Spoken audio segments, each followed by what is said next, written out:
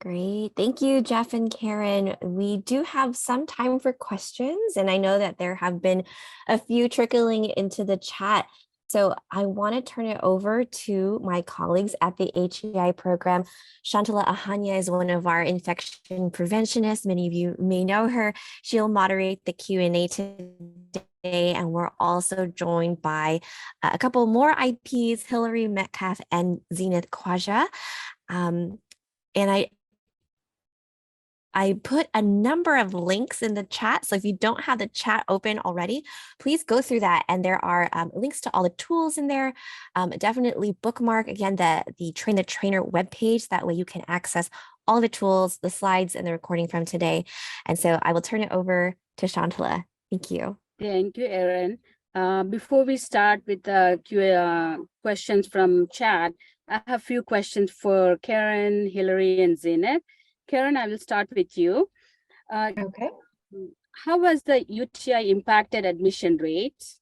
And have you seen any increase in the number or any changes, if you can go over that? Sure. So we have actually seen an increase in the number of UTIs, not only in UTIs, but upon doing a deep dive into data, we've seen an unbelievable rise in sepsis cases. And once we reviewed those cases, we found that the majority of the sepsis were either pneumosepsis or quite a significant number of the urosepsis. So again, if there's not a process in place to be able to identify those early signs of a UTI, or as I quoted Jeff earlier, if we don't know what is broke, we don't know what to fix, then there's a greater risk for a UTI with that chance to evolve into the bacteremia. So with that said, we need to be mindful that there are those cases in which bacteriuria is being falsely diagnosed as a UTI, right? Prompting further and ongoing education. So with that said, we know that there's a few cases that have been diagnosed as UTI, which are not true UTI cases, but the true UTIs have definitely increased. So that prompted us to do this presentation and come up with the tools that we have presented here today. Thank you, Karen. So the next question, I think it goes to you too. Can you talk about how CMS is looking into UTI metrics to identify facilities of concern? Sure. So at this time, CMS has shared with HSAG facilities with those high infection rates. Those rates are based on claims data. So in other words, a resident gets transferred to the hospital from the facility and admitted. At discharge, the diagnosis has been coded as the UTI. So again, very important to identify those high-risk residents to prevent the infection and catch any sign or symptom early to actually prevent that resident from going to the hospital in the first place, right? I also recommend, because we found some buildings quite surprised at the diagnosis when they come back to the facility, right? We're sending that resident out for chest pain and they're coming back with UTI or urosepsis. So that way, that will give us an idea, a clear number of UTIs that Medicare is looking at. And I also want to mention that we are very aware of facilities receiving residents from the hospital with no evidence of a UTI, but coded with that diagnosis. And on top of that is getting antibiotics without any discontinued date on them, discontinuation. So while there's no 100% solution to prevent this, communication with the hospital, such as with the case manager or social worker, that can be helpful prior to the transfer to your facility. And then if needed, reaching out to the physician who's following the resident at your facility or medical director to maybe get some further assistance for some communication. Jeff, do you have anything else to add to that? No, nothing else from me, Karen. Okay, perfect. Thank you. Thank you, Karen. I think this goes to both Karen, Hillary, Zenith. This was the comment we most commonly we hear is the SNF has the biggest challenges they have regarding MDs who routinely order for urine culture, and they ask for to change the catheter or drainage bag on a routine basis. So sometimes the family members are also think that is the best practice. Can you explain how the IPs on the call can train their staff, Karen, and then Hillary, Zenith, additional comments, please? Sure. So as I mentioned before, first and foremost, we want to have that communication with the physician and family. And as we've talked about on this presentation, we want to make every effort to remove the indwelling catheter so we wouldn't have to worry about changing it or the drainage bag. So utilizing that CAUTI audit tool can help you identify those residents who may be candidates for voiding trials, and then involving the MDs and family members in care plan meetings, ensure your policies and procedures are up to date and all are supported by that evidence-based practice, as we talked about, that's on the action plan tool. And then utilizing the medical director or identifying maybe a physician champion that may be able to help have those conversations with the ordering physicians. And then also explaining to the family how changing the catheter systems frequently can increase the resident's risk of infection overall. Hillary, Zenith, do you have anything to add? Hi, no, I think that was, you covered it very well. Thank you. Exactly true, yeah. Thank you, Karen. Again, next question goes to Hillary and Zenith. Why it is important to have a policy to manage a booty, SUDI, and CAUTI? So I'm just making it as a short form. So the importance of having a policy and procedure, if you both can go over that. Sure, I suppose I can start. As Jeff mentioned in the presentation, it's important to have a policy to manage your UTIs in terms of identifying, having a policy on how you maintain residents who do have a Foley catheter and how you prevent UTIs.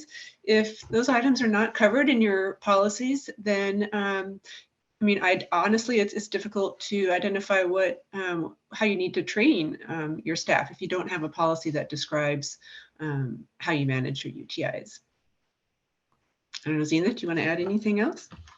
No, yeah, that's exactly right. To have policies for, as you mentioned, insertion, maintenance, and removal. Obviously, regulatory bodies are going to want to make sure that you have policies like that in place. And then from those policies, you can develop procedures for your staff to educate your staff on what to do and how to what to do with Foley catheters and how to implement those policies that you have.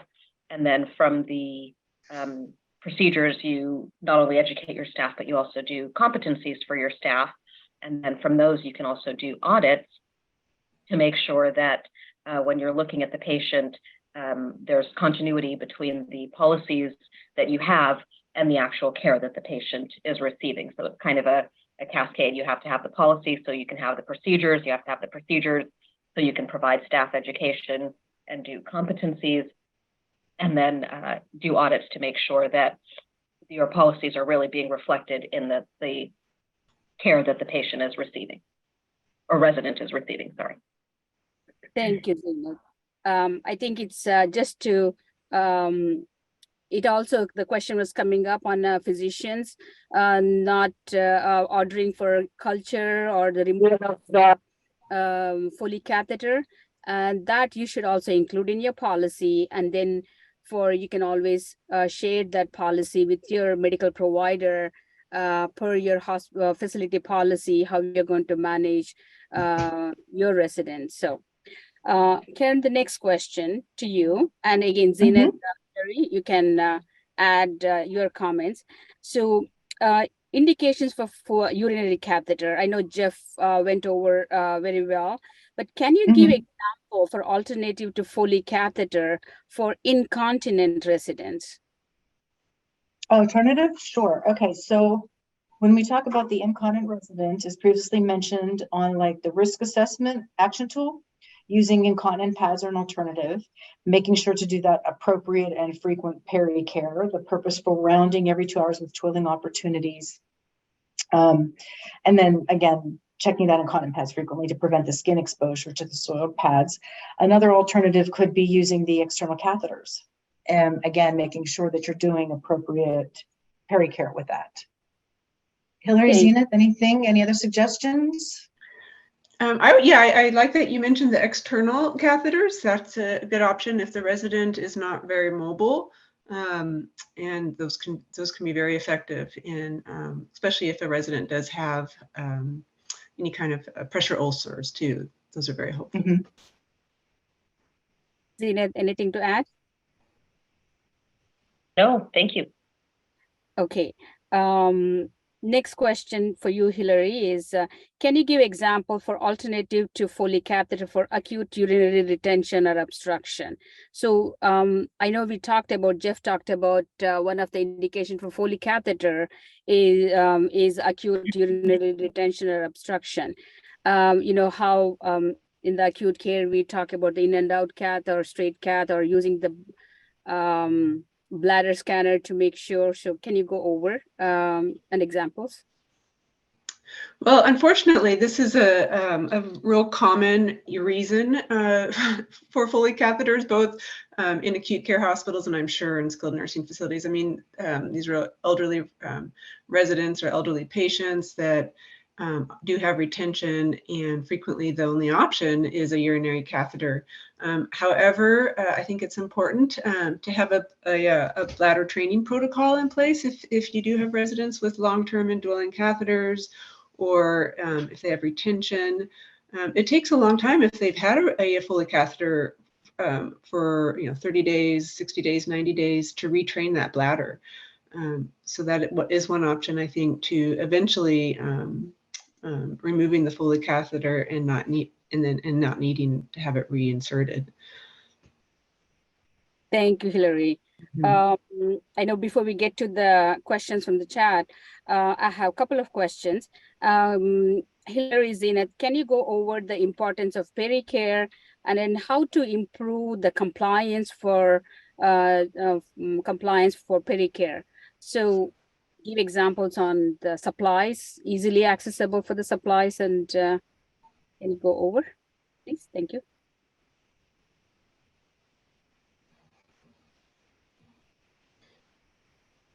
Yes, I can start. We know that pericare will help decrease infections, right, to remove the bioburden in the area, and that should be done regularly.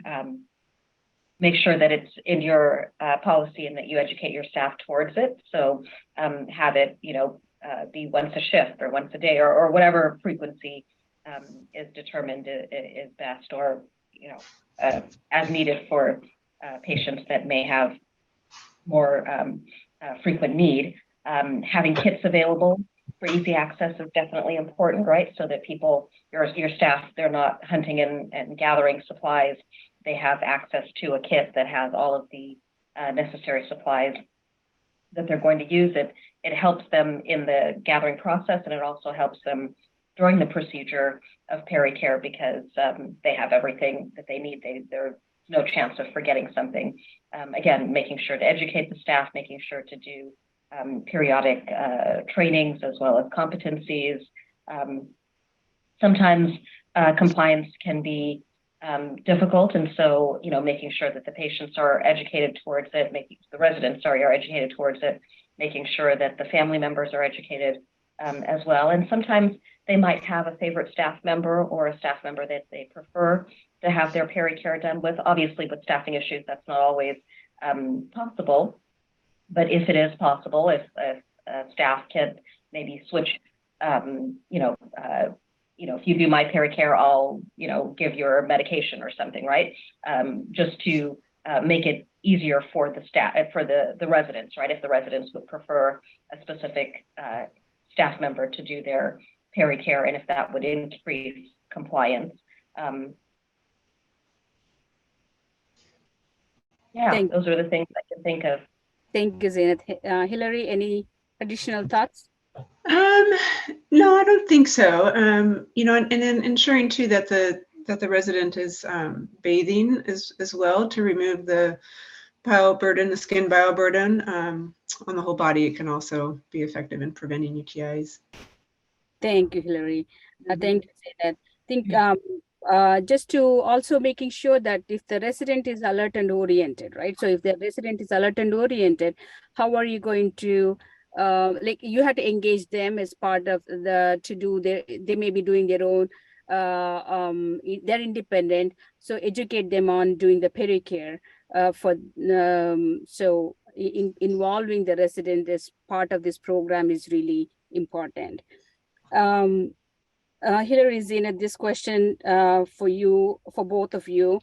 And I know with a lot of years of acute care experience, you have 15 and Zenith has about more than the 20 years of experience in the acute care setting. How You're not can you, supposed to tell people how old I am. I'm sorry. So, but I think it's what we, can you give some examples how our IPs can train their staff on a UTI prevention bundle and then to sustain this program? Well, I think having it's important to have a continuous training program for UTI prevention, just annual competencies and visual reminders are also very helpful if those can be posted in areas where, common areas, in certain areas in the facility. And even just having, if there are huddles, to have just maybe just a reminder each day on a different topic related to UTI prevention, and that just keeps it in the forefront of the staff's mind on just how important it is to maintain those policies. Thank you, Hillary. Zenith? No, absolutely. Yeah, I think what Hillary said about the annual skills days are very important to, have the staff do that hands-on training and demonstration and competencies, or, they watch you demonstrate and then they do it themselves, right? Return demonstration. And so now they have been educated towards it. And then doing adherence monitoring, I think, is very important, right? And you can do that either as the IP or the DON or the manager going through the units and making sure that everything that the staff has been trained on in terms of prevention is being implemented, no dependent loops and the Foley's being emptied and all of those things. And then maybe even rounding with the staff, right? So if you are seeing challenges or seeing things that are not compliant when you're doing the adherence monitoring, to educate the staff on the spot and then have it so that you're working with them, right? The adherence monitoring shouldn't be like a policing that I'm coming around to check and make sure you're doing everything correct. And if you're not doing it correctly, then you're going to get in trouble. That can come later down the road, but I think in the beginning it should be working together. We're doing these rounds to make sure that we're providing the best care for the resident, and then have the nurse taking care of the patient, the resident, do the rounds with you. Okay, we're going to check the Foleys right now to make sure that they're documented appropriately, that they're dated, that they're no dependent loops, that the necessity is documented, things like that. And so that makes a more collegial approach, right? It makes them part of the rounds. And then on weekends when you're not there to do rounds, then hopefully they've already learned to do those rounds, and we'll be doing them weekends, after hours, holidays, things like that. So just getting that team approach going, I think, is important too. Thank you, Zenith. So what Zenith and Hillary is saying is your facility doesn't have only one IP. Every staff member, everybody who's doing the patient care, they're also an IP. So as Karen always mentions, and then she talked about the champions. So UTI prevention champion. So that's the way to go. Karen, I have a few questions from the chat. I'm going to start with you. First question, how often do you recommend for the whole catheter to be changed? So I do not recommend the catheter to be changed frequently. Really, unless there's some kind of function issue with it, or if it becomes unsanitary. And, then I would say to change it. Other than that, we don't want to break that system. I mean, because that can cause increased risk of infection. So yes, and I would make sure that I have that in my policy and procedure about not changing it. So that's, unless Hillary, Zane, if anything you want to add to that? Well, the only thing I would add is, it is a CDC recommendation to not routinely change Foley catheters or urinary catheters unless there are signs and symptoms of infection, there's an obstruction, or if the closed system has been compromised, if the tamper evidence seal has been broken. So those are really the only indications for changing the catheter. Thank you, Hillary. Thank you, Karen. Karen, this question you can either Jeff or you can answer. While reviewing the urine culture for the patients, so sometimes they have mixed organisms present. So does this affect the assessment for a UTI or a CARI? Does it make it automatically not a UTI or a CARI when you have a mixed organism? Jeff, do you want to take that one? Yeah, and I would say, from, kind of that surveillance perspective, okay, we've got that mixed organism. It might not, it doesn't meet criteria. But I think I would want to do more investigation then, right? Was there something, this sample got contaminated? So maybe reorder another urine culture and then kind of get down to the bottom because, again, they've got symptoms. We don't want to not treat them, when it is a UTI. But, with just that limited information, we're not meeting surveillance criteria. But it still might be something, hey, we want to treat. But I would investigate it further and really look into was there some sort of gap in the collection process where we got a contaminated sample and this really is a UTI. And I don't know if you said make sure there's symptoms too, right? I'm sorry. You said make sure that there's symptoms. So again, we want to evaluate, right. Hey, do they have symptoms, right? So I think, kind of digging into it a little bit further. But, I guess at that point, it doesn't meet that criteria, but I still want more investigation.